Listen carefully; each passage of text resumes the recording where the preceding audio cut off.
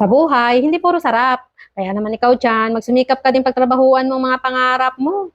Dahil walang tamad na yumayaman mga ate. Paano bibigay sa atin ni Lord kung hindi natin alam kung anong gusto natin sa buhay? Kaya kahit ano ang hilingin natin sa Kanya, hindi niya maibigay kasi wala tayo sa gawa. Dati, pangarap ko lang talaga makabili ng grocery sa sarili kong perang pinagpaguran. Kaya't huwag tayong susuko sa mga bagay na gustong-gusto nyo ring gawin.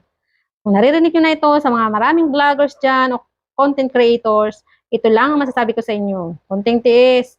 At pasasaan ba't makakarating din tayo sa paruruunan natin. Char. Basta samahan mo lang talaga yan ng kasipagan at dasal. Huwag lang puro dasal ating, kilos-kilos din, at pagtitiis.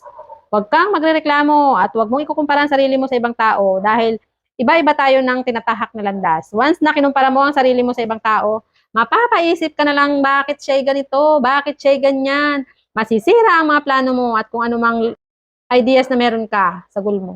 Masisira ang focus mo dahil nag-focus ka sa negatibong bagay. Ituon mo ang oras mo sa gusto mong gawin sa buhay.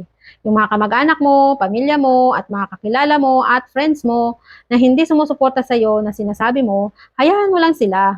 Dahil one day, kapag ikaw ay naging successful sa buhay mo, ang mga taong hindi sumusuporta sa iyo, sila na ang lalapit ng kusa sa iyo. O, diba? Naglinis lang ako ng aking tindahan kung ano-ano na naman katsatsaran ang napagsasabi ko dito. Kaya talaga ako umiiwas talaga akong maglinis ng tindahan kasi napakarami kong daldal na nasasabi sa inyo. Char. Napakahirap talagang mapagod kasi kung ano-ano naiisip natin, nagiging bungangera talaga tayo oras-oras.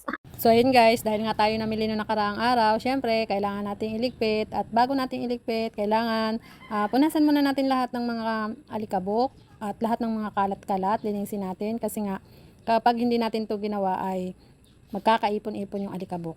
So, yung dating paninda na malikabok, pag nilagyan mo ng bagong pamiling paninda, di syempre mahahawa na yung bago nating pinamili. So, kailangan bago tayo mag-ayos ng ating mga paninda ay siguraduhin nating punasan muna yung mga dati at yung mga lalagyan para hindi na siya mahawa pa ng alikabok, di ba? Ganun ang natin gagawin, guys. So, ayan. Sinalansan na natin lahat ng ating pinamili. Ganyan kahirap kapag meron kang tindahan. Kasi pagkatapos mong mamili, ay pagdating mo sa bahay, lalagyan mo yan ng tag price mo kasi paiba-iba na ngayon ang presyo guys sa mga paninda. Tuwing pupunta ka na lang ng grocery, iba na yung presyo. Kaya ang hirap mag yung paninda kasi nga paiba-iba yung presyo. Kaya kailangan talaga tuwing bibili ka, yung resibo, i-check mong mabuti kasi pagka hindi mo check yan, ay pagka minsan ay benta mo ng palugi, di ba? Kasi nga dati pang presyo yung yung alam mo. Kaya kailangan pagka dumating ka sa bahay, i-check mo talaga yan.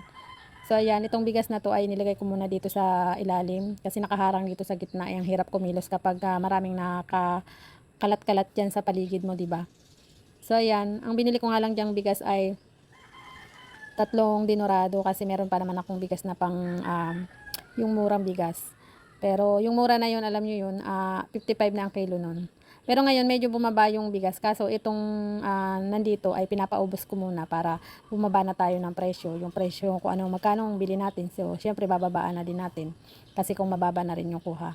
So pero yung mga dati, syempre paubos muna natin yun kasi mahal yung bili natin, konti na lang din naman yun. So unahin muna natin maubos yun bago tayo magpanibago ng presyo. At dito nga guys, inayos ko na itong mga pinamili ko nung nakaraan. Salansan natin sa tamang lagayan para hindi na nakakalat dito yung mga karton na to kasi ang hirap kumilos kapag nga meron mga ganito sa ating paligid, di ba? So ayan, salansan ko muna itong mga pang-adult na diaper. So hindi tayo nawawalan nito kasi marami din bumibili nito gawa ng marami na din gumagamit ng mga ganitong pang-adult diaper na to. Alam nyo naman, marami na tayong mga nanay ngayon na mga lola, ayan.